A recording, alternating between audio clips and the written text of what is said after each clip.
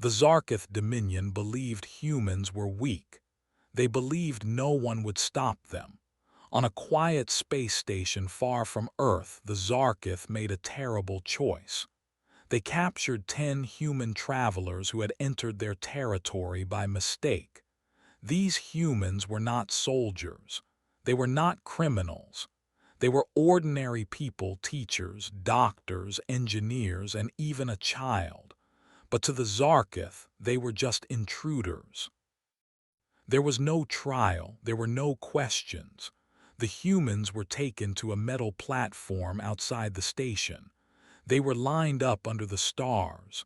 Then one by one they were pushed into open space. No one was allowed to speak. The station cameras recorded everything. It was cold and silent.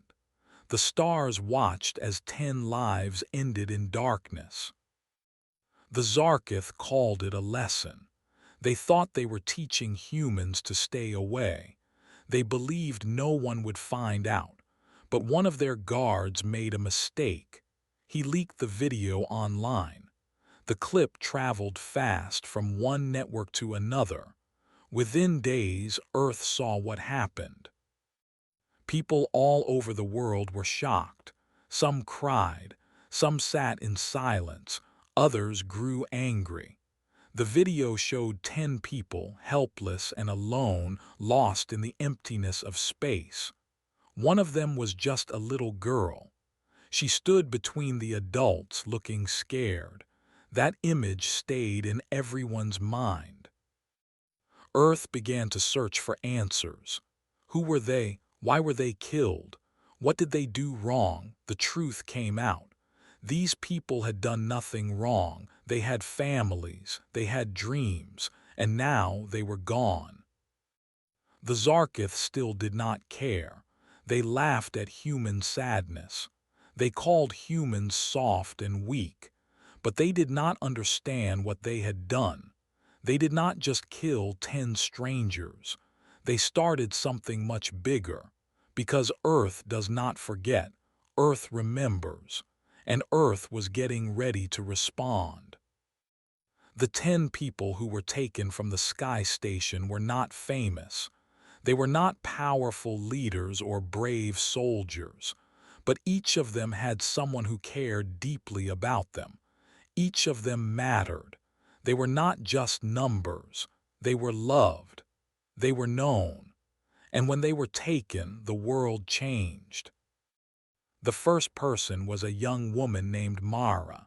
She had short black hair and a soft voice.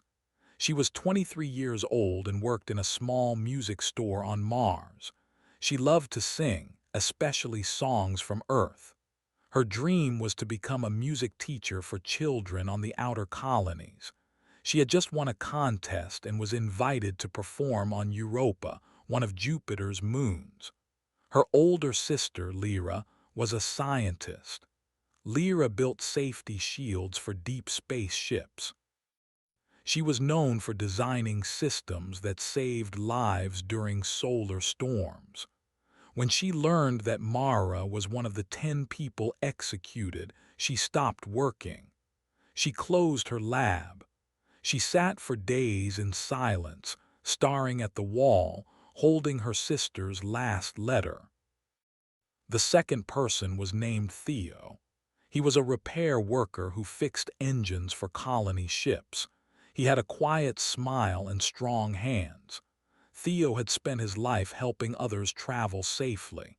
He had 2 little girls back on Earth. Every week he would send them video messages, telling jokes and singing bedtime songs. His wife, Junie, worked in the city library. She kept a picture of Theo in her locket, close to her heart. When she heard the news, she fainted. Her oldest daughter, Ellie, didn't speak for 2 weeks. Her younger sister, Mai, kept asking when her daddy would come home. No one had the heart to answer. The third person was a nurse named Jade. She was 30 years old and had spent most of her life helping others. She worked in deep space clinics, caring for miners who lived far from hospitals. She was gentle but brave. She once saved a child by carrying him through a broken tunnel filled with smoke. Jade had a brother named Cal. He was a pilot and flew rescue ships. When he saw the video, he threw his helmet across the room. He couldn't believe what he saw. His sister, who healed others, now floating in space with no goodbye. Another victim was a man named Malik. He worked as a cleaner on traveling research vessels. His job was not fancy, but he did it with pride. He kept things neat and safe. He sent most of his money home to his mother, who was sick. She lived in a small village and used the money to buy medicine. When she heard what happened, she cried for days. The people in her village came to sit with her, bringing food and flowers. They said prayers for Malik every night, lighting candles that glowed like stars. The fifth person was a student named Kenji. He was 19 and full of energy. He studied space weather and loved to ask questions. His teachers said he would become a great space scientist. Kenji's best friend was Luca, a tech engineer. Luca worked for a big space company and helped design fast travel systems. When Luca found out what happened to Kenji, he went to his boss and quit. "If the stars can't keep us safe," he said, "then I don't want to help build for them." He went home and wrote a letter to Kenji's parents, promising to never forget him. The sixth person was an artist named Lena. She painted pictures of alien worlds and strange animals. Her art was sold on many planets. People loved how her colors seemed to dance. Lena's husband, Bram, was a gardener on Titan. He grew plants that fed hundreds. He had built a small studio for Lena behind their home.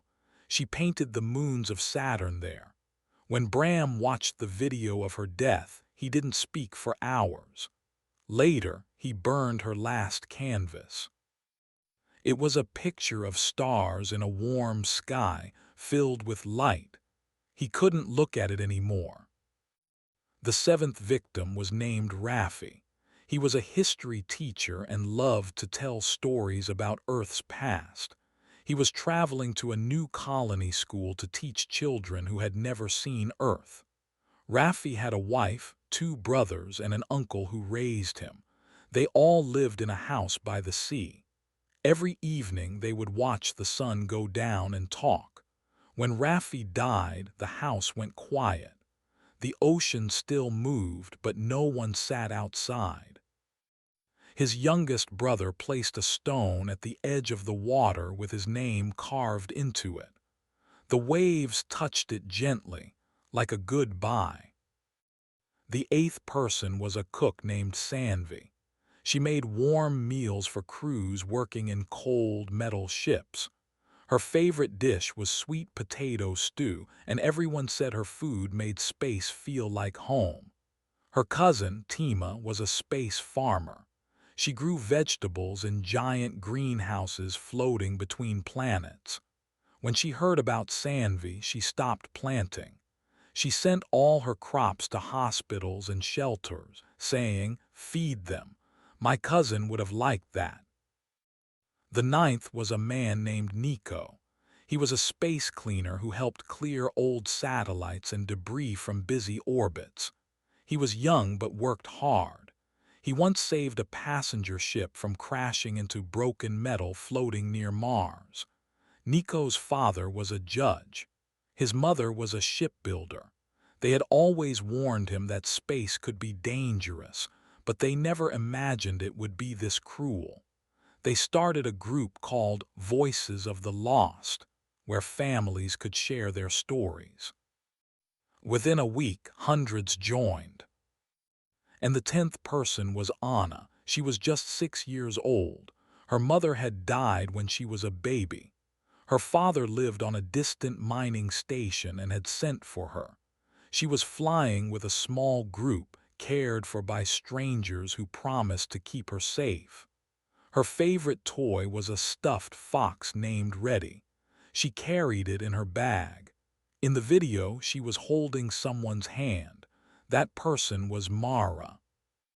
They were strangers, but Mara had bent down and whispered something just before the doors opened. No one knows what she said, but the child nodded. She looked calm, even as the platform opened under her. Anna's father, Darren, didn't believe the news at first. He watched the video 5 times, then 10. Then he stopped speaking. He placed Anna's drawings on the wall of his small home. Every day he sat in front of them, not moving. His neighbors brought him food, but he didn't eat much.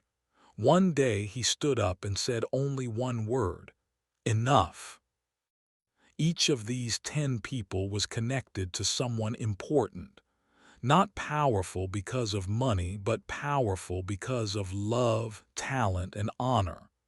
Their families and friends worked in every part of human society: science, art, space travel, education, and farming. They were everywhere, and they were hurting. Some of them had connections in secret places. Others had saved lives. Some had built the very ships the Zarkith used. Now those people were angry, and they were not alone. When the news spread, the world listened. People began to speak up. They shared photos. They told stories. They remembered birthdays, songs, and quiet moments. Every time someone said a name, they made sure the world remembered these were not just victims. They were people. They had faces. They had dreams.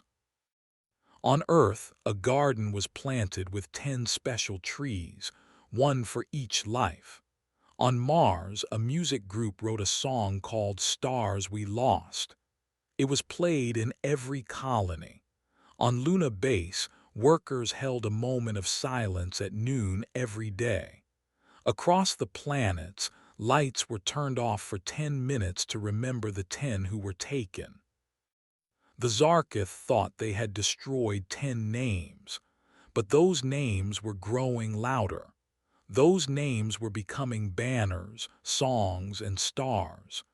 They had started something the Zarkith did not expect.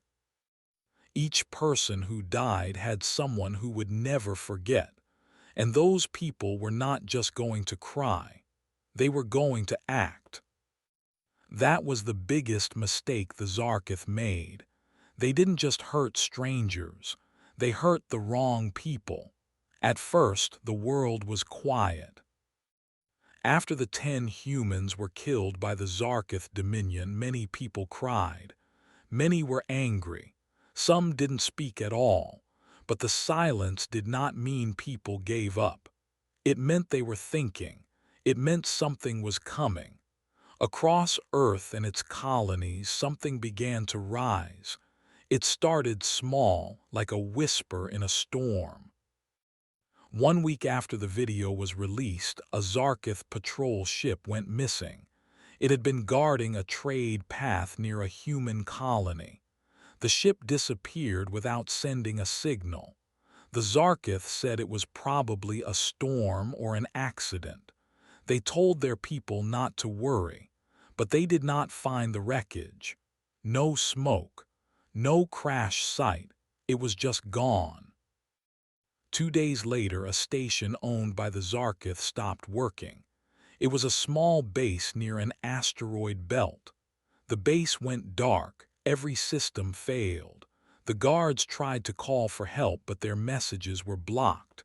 The lights flickered once, then stayed off. When a backup team arrived, they found the station empty. No signs of battle, no damage. Every door was still locked. Every room was clean, but the workers were gone, all of them. People whispered about it, but no one claimed it. No human group came forward to take credit.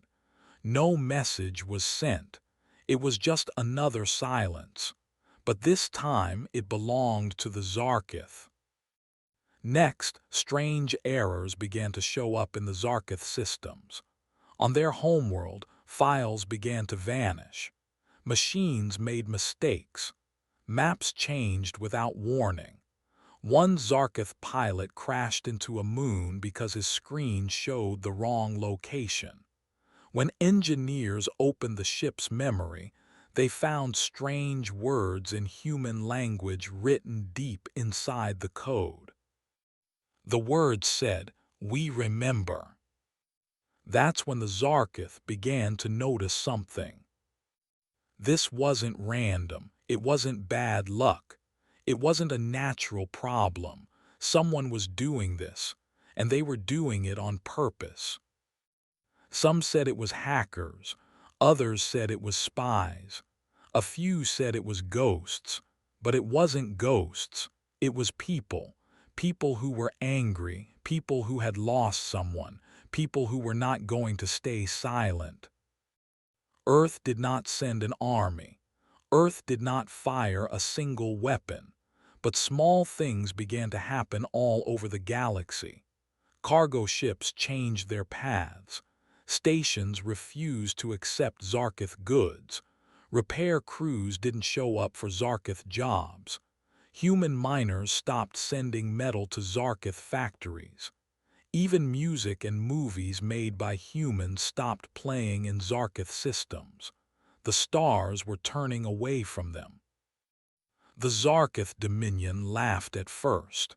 They said humans were weak. They said humans could not hurt them without war. But war had not started, and things were already breaking. One small planet used by the Zarkith for testing weapons had its satellites stolen. They were replaced by strange devices that played the names of the 10 humans over and over again. Loud and clear, the names echoed across the stars: Mara, Theo, Jade, Malik, Kenji, Lena, Raffi, Sanvi, Nico, Anna. Every hour the list played again. There was no way to shut it off. The Zarkith tried to destroy the signal, but it kept returning. It was like the names were being carried by the wind, and no wall could stop them. Next came the food shortages. The Zarkith got many of their supplies from human-run farms in space. Those farms suddenly stopped sending shipments. No message was given. No reason was shared. The Zarkith sent patrols to check. The farms were still running. The crops were growing. But nothing was being shipped to Zarkith stations anymore. Every time they asked why, they got the same answer: "We remember what you did." A group of human engineers working on a Zarkith satellite network quit their jobs. They walked off the site and didn't say a word. Hours later, the whole system crashed. Messages stopped. Calls were dropped. Maps failed. For 3 days, Zarkith ships flew blind. Some ran into space junk. Others got lost in deep space. Again, no one claimed the act. No one said it was revenge, but everyone knew. Something had started. And it wasn't just humans. Aliens who had once traded with Earth began to turn away from the Zarkith too. They had seen the video. They had seen the child. Some of them had children of their own. They didn't want to be friends with killers. They didn't want to support a system that threw people into space like trash. One by one, these alien worlds stopped talking to the Zarkith. They closed their doors. They shut their ports. The Zarkith were being pushed into the cold. Even small things began to change. Human space travelers wore badges with 10 stars. Each star stood for a life lost. Artists painted murals on ships and walls. One painting showed Anna holding hands with the other 9, standing in front of the Earth, smiling. People cried when they saw it. Some just stood and stared for hours. One human scientist working inside a Zarkith lab sent a message before quitting. It said, "I came here to help, but you showed me what you really are. I will not help monsters." Her message was shared millions of times. Another event shook the Zarkith deeply. A music signal from Earth reached their home planet. It wasn't loud. It was soft, like a lullaby. It played a song written for the 10 lost people. The music floated through the skis. It played on their radios. It was even picked up on their military channels. For a whole day, they couldn't stop it. The song ended with the sound of a heartbeat. Then a voice said, "You thought they were alone. They were." Zarkith leaders began to worry. They held meetings. They checked their defenses. They looked at every system, every ship, every station, but they found nothing. There were no bombs, no attackers, no ships in their skis, only silence and broken pieces of their pride. Their fear grew not because of weapons, but because of what they didn't understand. How could humans fight without fighting? How could humans break things without even being there? The truth was simple. It wasn't an army. It wasn't a government. It was people. Normal people, mothers, sisters, friends, coders, artists, builders. They worked alone. They worked in small groups, and each of them remembered someone who had been lost. They worked with quiet hands and heavy hearts. Some planted signs. Some rewrote codes. Some whispered names into dark skis, hoping the stars would hear. One group turned off the lights of a Zarkith museum that showed off captured human tools. The museum stayed dark for weeks. Another group slowed down the engines on Zarkith mining ships. The delay was only a few minutes, but it cost millions. Slowly, the Zarkith saw that everything they depended on was made by people who now hated them. A writer on Earth wrote an article that said, "You do not need to shoot a tree to kill it, you just stop watering it." That article was shared across hundreds of colonies. The message was clear. The Zarkith tree was dying, not from war, from silence, from stillness. The Zarkith called for help. They asked other empires to stand with them. But those empires turned away. Some said they were busy. Others said nothing at all. The Zarkith were alone. They had made their bed. Now they were lying in it. And the worst part, they still didn't know who was behind it. That was the beauty of it. There was no one leader, no one face, no one voice, just a feeling, just a memory, just a fire spreading slowly through space. The fire had started with a video. It had grown with a song. And now it was lighting stars with quiet revenge. The Zarkith Dominion had made a terrible mistake. They thought killing 10 people would make them look strong. But it had made them weak. Because those 10 were not just names. They were sparks. And now those sparks were burning across the galaxy. The Zarkith Dominion had always believed they were the strongest. For many years, they controlled space routes, trade hubs, and mining stations across the stars. Other empires stayed away, and smaller worlds obeyed their rules. The Zarkith believed no one could ever stop them. They thought humans were soft and weak. They believed that killing 10 humans would not matter. They believed Earth would forget. They were wrong. After the 10 were lost, strange things began to happen. At first, it looked like small problems. A Zarkith cargo ship disappeared. A supply station shut down. A mining bot stopped working. The leaders thought these were just simple mistakes. They thought the problems would go away, but the problems did not stop. They got worse. Every day more systems failed, power lines shut off, files vanished from computers, doors locked themselves and would not open, maps changed without warning, cargo containers went missing. At first, no one said anything, but soon the patterns were too strong to ignore.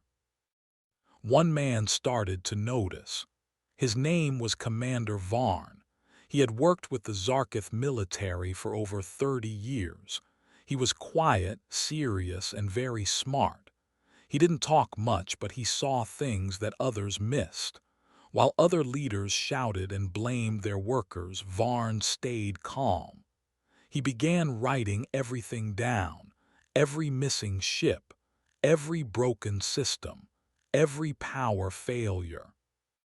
He made a map of all the places where things had gone wrong. The map showed stars, planets, and space stations. He used red dots to mark each event. When he stepped back to look, he saw a shape forming. It looked like a ring closing around the heart of the Dominion. It was slow. It was quiet. But it was not an accident. Commander Varn realized something big. These events were not random. They were part of a plan. Somewhere, someone was guiding it. Someone was choosing the time and the place, and they were doing it with care. He called a meeting. The top leaders of the Zarkith sat around a long table. Varn showed them the map. He told them what he had seen. At first, the others laughed. "These are just errors," one leader said.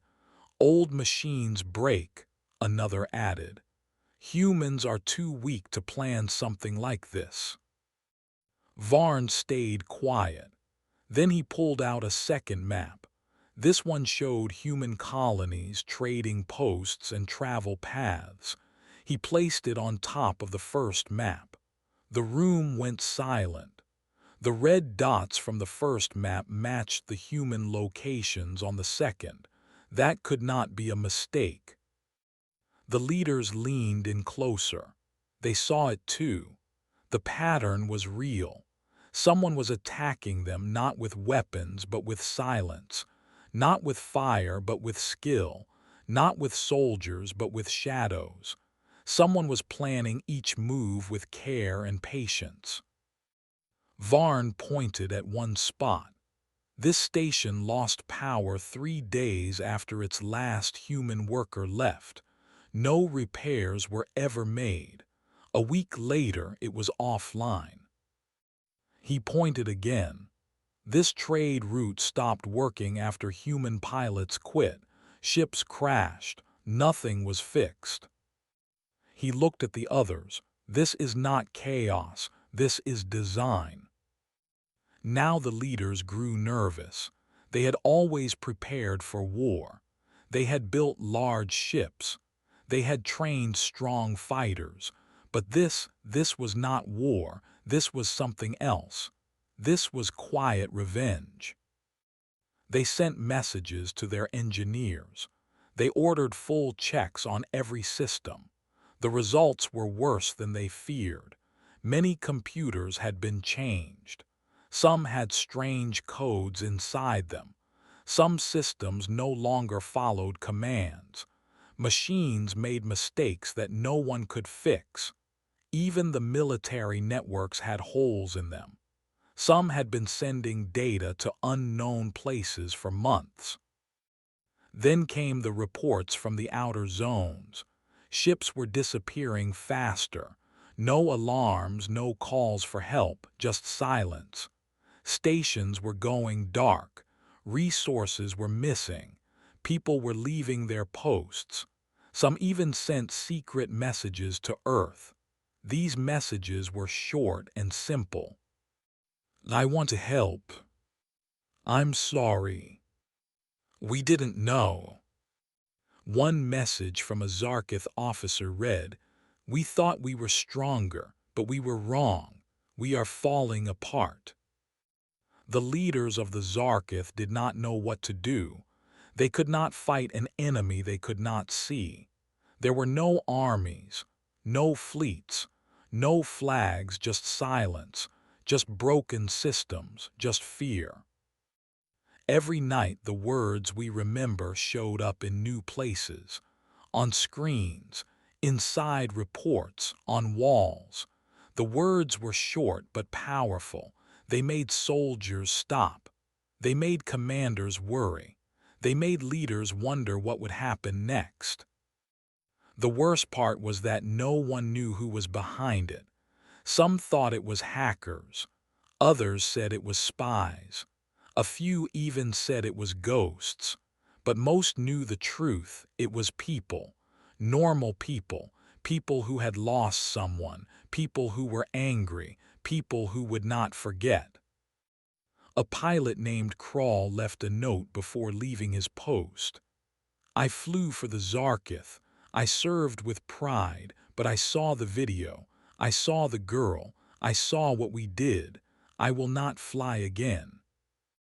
His ship was found floating near a quiet moon, empty. Commander Varn read the note. He closed his eyes. He thought of Anna, the child who had no chance to speak, her small hands, her lost future, her last moment in space. He called for calm. He said they must fix the systems. He said they must protect what they had left. But even Varn knew it was too late. Across the galaxy, the Zarkith name had changed. It no longer meant strength. It meant sorrow. It meant shame. Other empires began to stay away. They stopped trading.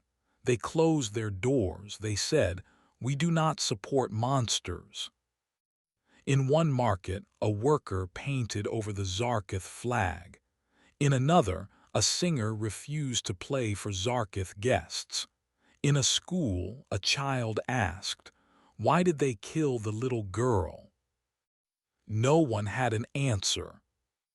The Zarkith were falling apart, not from fire but from silence, not from war but from memory. Commander Varn stood at the window of the main control tower.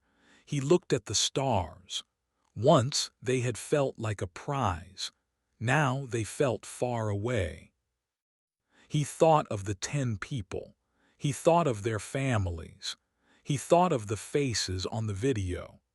He remembered the moment the child turned her head to look at the stars before she was lost. And then he understood. They had broken something that could not be fixed. Trust. They had taken life without reason. Now the stars were turning away. Varn said nothing. He just watched as another red dot appeared on his map. Another station, another silence. Another sign that someone, somewhere, was still remembering. Far from the silence and fear in Zarkith space, Earth was not asleep. It was not waiting. It was preparing. The governments of Earth had seen the video. The people had seen the faces of the 10 who were lost.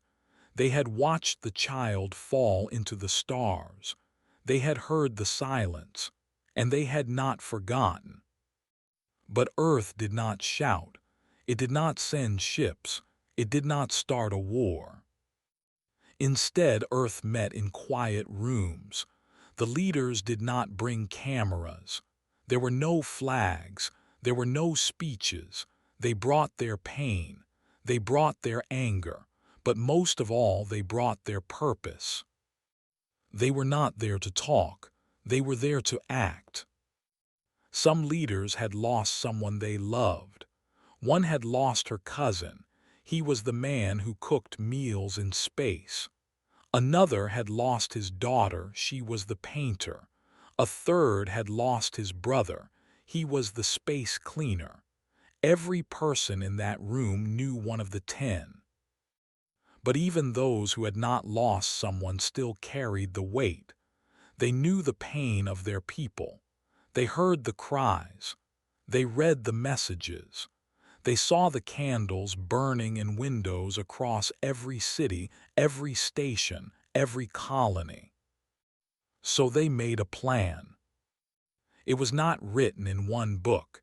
It was shared in small pieces. Some knew only a part. Others knew only their job. But all understood one truth.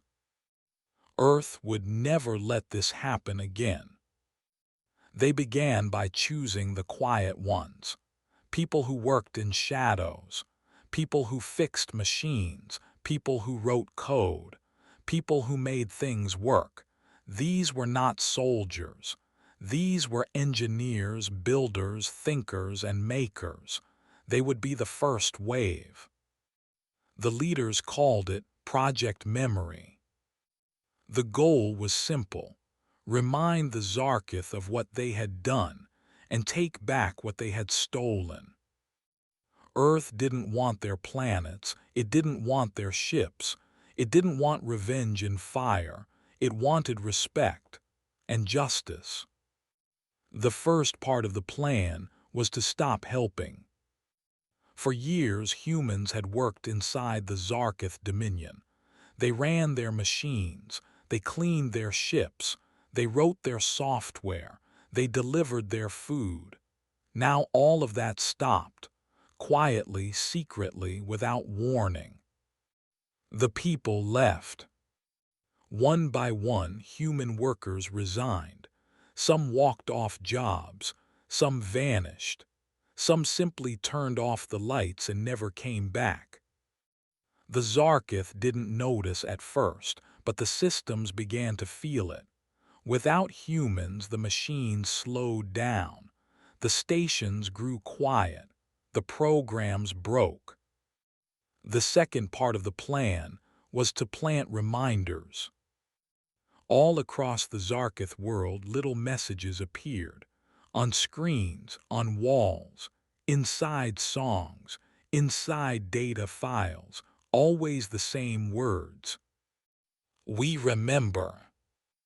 And sometimes just the names. Mara, Theo, Jade, Malik, Kenji, Lena, Rafi, Sanvi, Nico, Anna. These names were placed deep inside systems, inside control panels, inside travel routes, inside storage units. They could not be erased. They could not be blocked. They were like seeds growing quietly. The third part of the plan was deeper. Earth sent small teams to space, not armies, experts, people who could move through stations without being seen, people who knew how to change a line of code and disappear. They carried no weapons, only tools, only skill, only silence. These people worked in shadows. They turned off power without tripping alarms.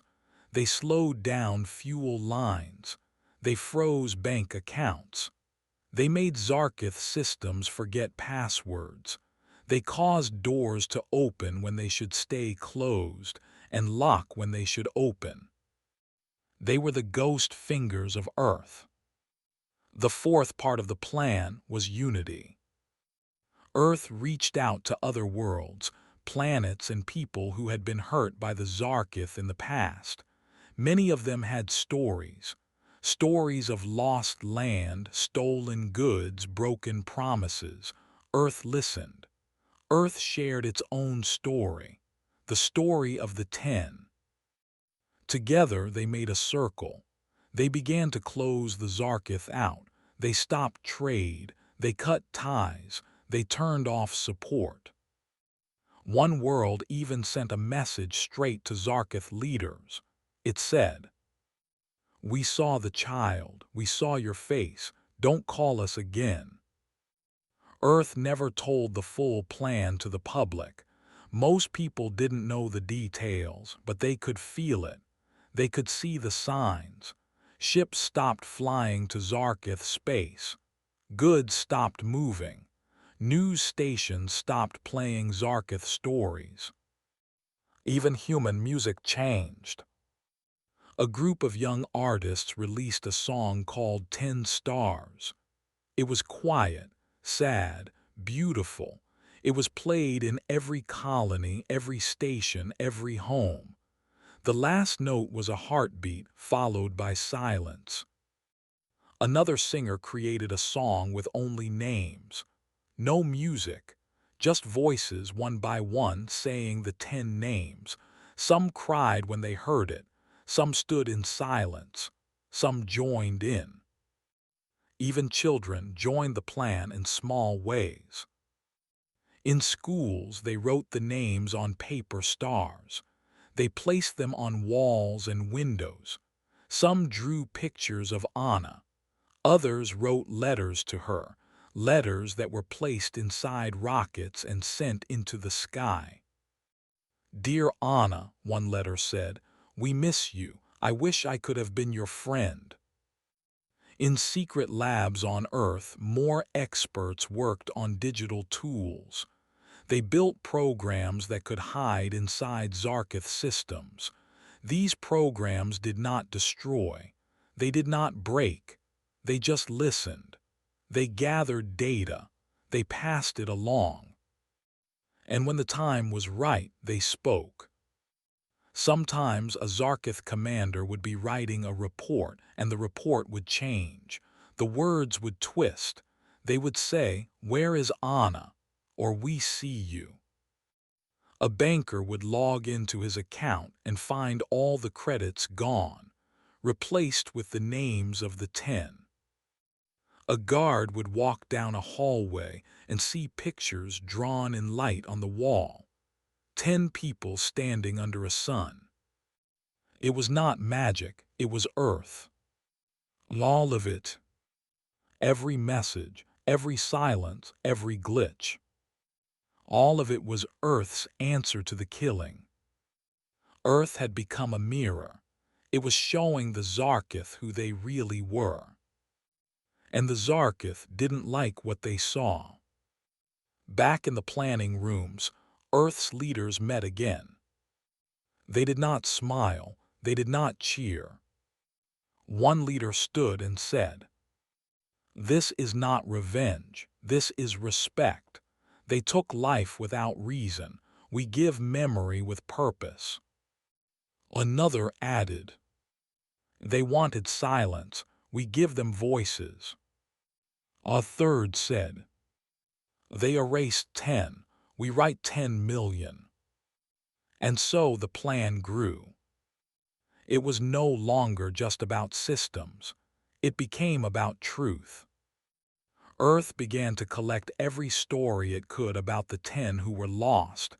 It turned those stories into books, into videos, into games, into songs, into lessons. Children learned about them in school. Painters painted them. Writers wrote poems. One man carved a statue with 10 hands reaching to the stars. It stood in front of the Earth Council. People came from far away just to look at it. Some brought flowers. Some brought candles. Some just sat in silence. The plan was working. Not because it broke things, but because it built something stronger. It built memory. And memory cannot be stopped. Back on Earth, a girl named Hannah sat with her grandmother. "Why do we light this candle every night?" she asked. Her grandmother smiled and said, "For Anna." "But we never met her," Hannah said. "We don't have to," her grandmother replied. "We light it so no one ever forgets." Hannah nodded. She held the candle close. She looked out the window at the stars. Far away in another part of space, a Zarkith commander tried to open a locked file. The screen blinked and played a soft sound. It was the sound of a child laughing. Then the file disappeared. The commander stared in silence. He did not try again. because he understood something now. Earth had not attacked with guns. It had attacked with grief. It had used memory as a map.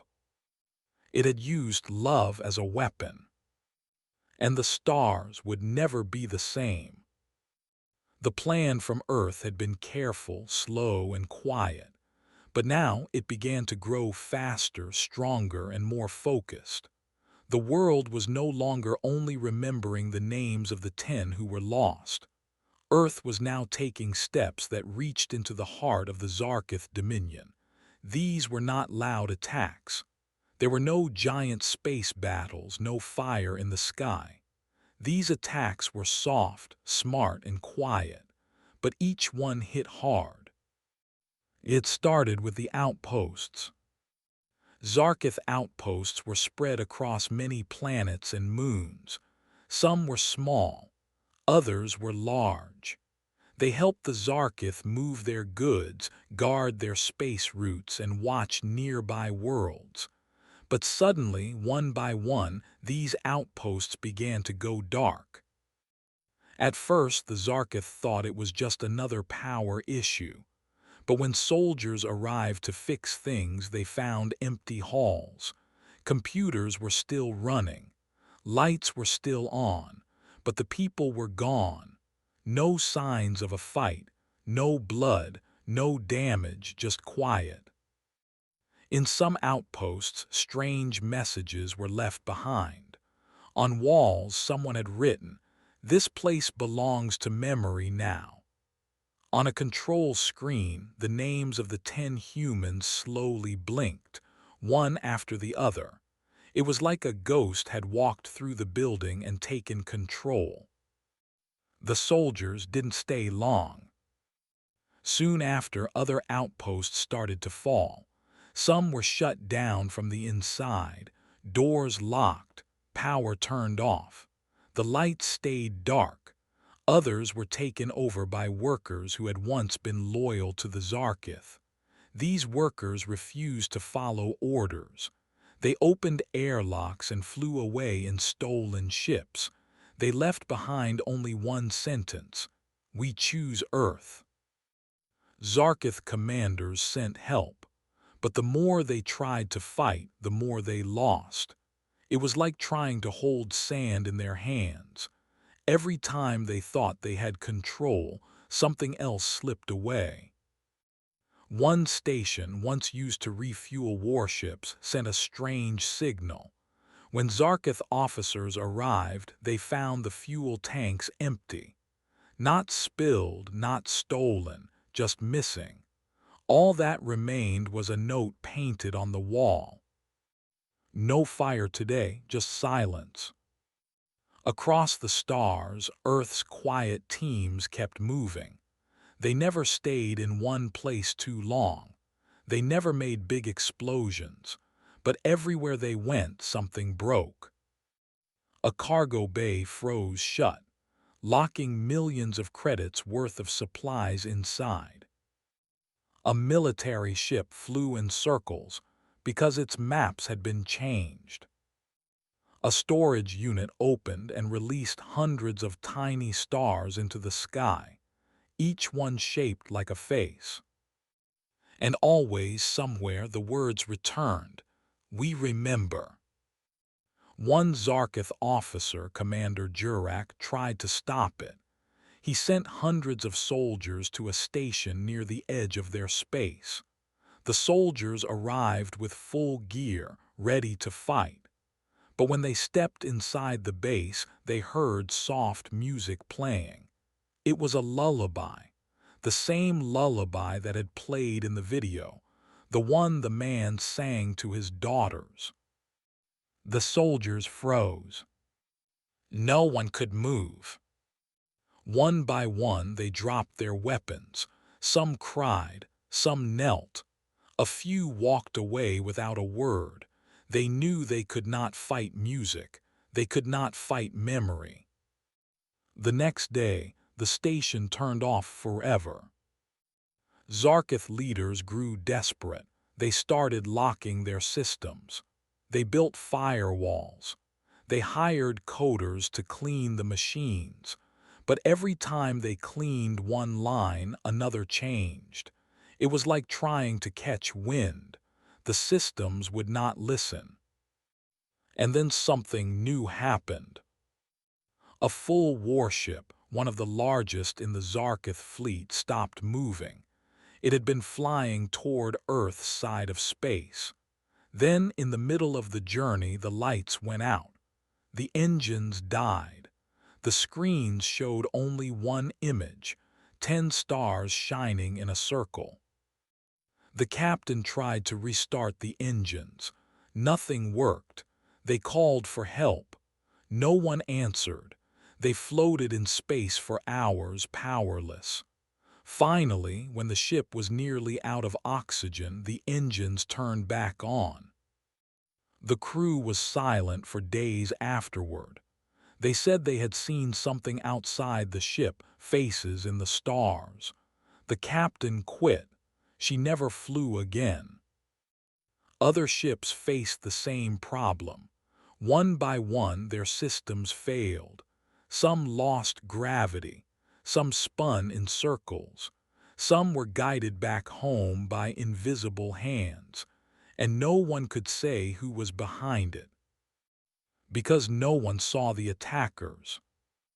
They were never caught. They were never named. They were never found. But they were everywhere. Even inside the Zarkith cities, things started to change. Doors opened when they should not. Elevators stopped working. Messages appeared on billboards and walls. Sometimes the words were simple, 10 are gone. Other times they showed faces, soft eyes, gentle smiles, the ones who had been lost. People began to whisper. Citizens started to worry. Children asked their parents, "Why does that girl look sad?" Their parents had no answer, because they knew, everyone knew. The quiet attacks were not meant to kill. They were meant to wake the heart. They were meant to remind. They were meant to change. And they were working. Back on Earth, the teams kept sending their signals. They did not celebrate. They did not cheer. They worked in silence just as they had been trained. One woman, an older scientist, sat at her desk deep inside a hidden lab. Her job was to guide the signal to one of the biggest Zarkith communication towers. She typed slowly, carefully. Her eyes filled with tears. Her daughter had been one of the 10. Her name was Lena. As she worked, she whispered to herself, "This is for you."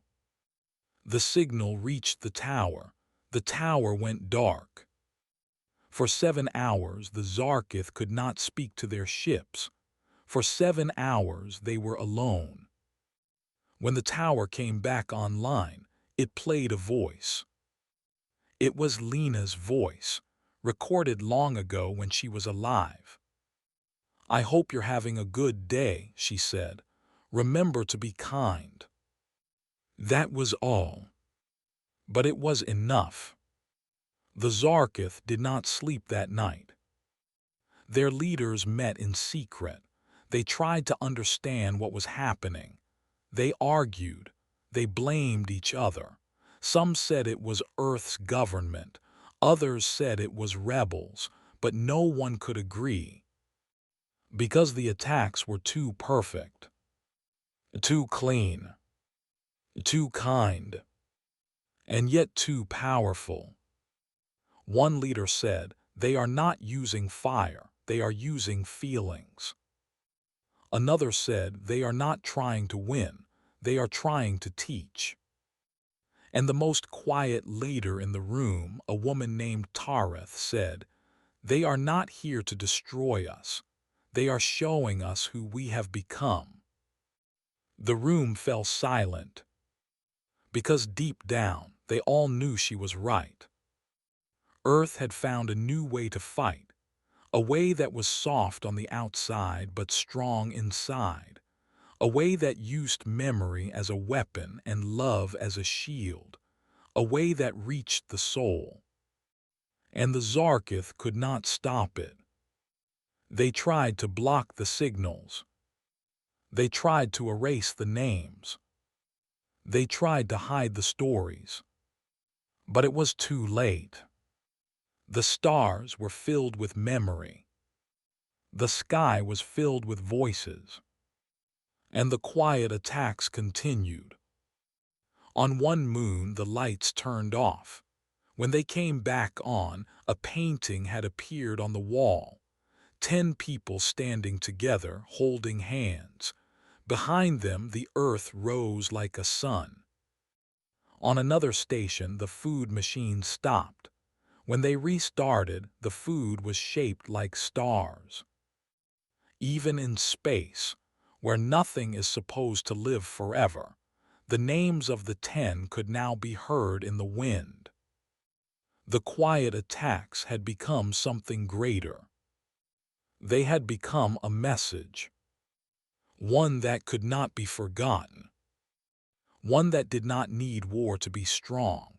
The Zarkith Dominion had finally had enough. Their pride was wounded.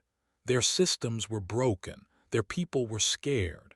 But instead of admitting defeat, they chose something else. They chose to fight back, not with honor or wisdom, but with a trap. In a deep war chamber lit with red lights and long shadows, Zarkith generals gathered around a glowing map. They were quiet at first, watching stars blink in and out. Then one of them pointed to a place near the edge of their territory. It was far enough to look unimportant, yet close enough to draw attention. That's where they would build it. The Zarkith would build a fake station. It would look abandoned, as if it had been shut down during Earth's quiet attacks. Lights would blink as if the power was fading. Broken signals would call for help. Doors would be left slightly open like an old invitation. But inside, the station would be full of traps. Weapons would be hidden behind walls. Soldiers would wait in secret rooms. Once Earth's people entered, the trap would snap shut. The Zarkith believed they could still win this way by pretending to be weak. They worked fast. Within a few days, the trap was ready. The fake station floated quietly near a dead moon. All around it, Zarkith ships were hidden behind space rocks and dark shadows. Their engines were turned off. No lights shined. They waited in silence like spiders in the dark. The plan was simple. Let a human ship get close. Let it enter. Then lock the doors, block the signals, and strike. No one would escape. Days passed. Then one quiet morning, a small Earth ship appeared. It looked peaceful with no weapons showing. It moved slowly as if it were unsure. The Zarkith watched it with greedy eyes. Inside their hidden ships, commanders smiled. They believed victory was near. The Earth ship docked with the fake station. It sent out a small signal, then nothing. For 10 minutes nothing happened, then 20, then 30. The Zarkith waited. Suddenly one of their hidden ships lost power. A screen turned black. Then another ship froze, its lights blinked and vanished. One by one, every Zarkith ship began to shut down. Their engines stopped. Their weapons turned off. Their doors refused to open. Panic filled the dark rooms. Officers shouted orders. Technicians tried to reboot systems, but it was too late. Back at the fake station, something strange happened. The lights, once weak and flickering, turned steady. The signal from the Earth ship changed. It now carried a new message. It said only one sentence: "We were already here." No one knew what to say. The Zarkith thought they had set the trap, But in truth, they had walked into one. Earth's teams had already entered the station, long before the Zarkith thought they would. They had quietly taken control of the systems. They had hidden in the wires, inside the code, in places no soldier could see.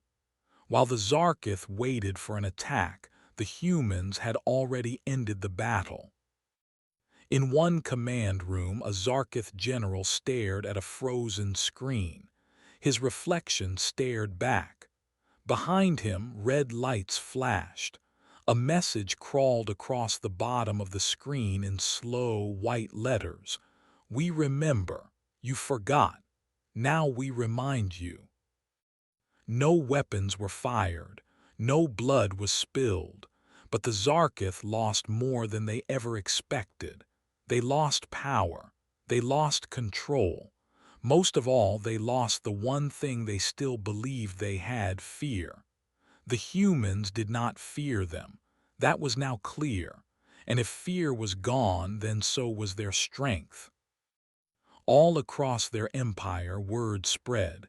The trap failed. The station is lost. The humans were inside all along. The Zarkith people began to whisper. If Earth could take control without firing a shot, then what else could it do? Some tried to deny it. They said the humans cheated. Others claimed it was a trick. But deep down, most knew the truth. The Zarkith had grown lazy. They had thought they were smarter than everyone else. They had believed they could kill without being punished. Now they were learning how wrong they were. The station was never meant to be just a trap. It became something more. It became a mirror. It showed the Zarkith who they truly were. It showed their lies, their fear, their failure. Earth didn't need ships. It didn't need an army. It only needed memory, patience, and time.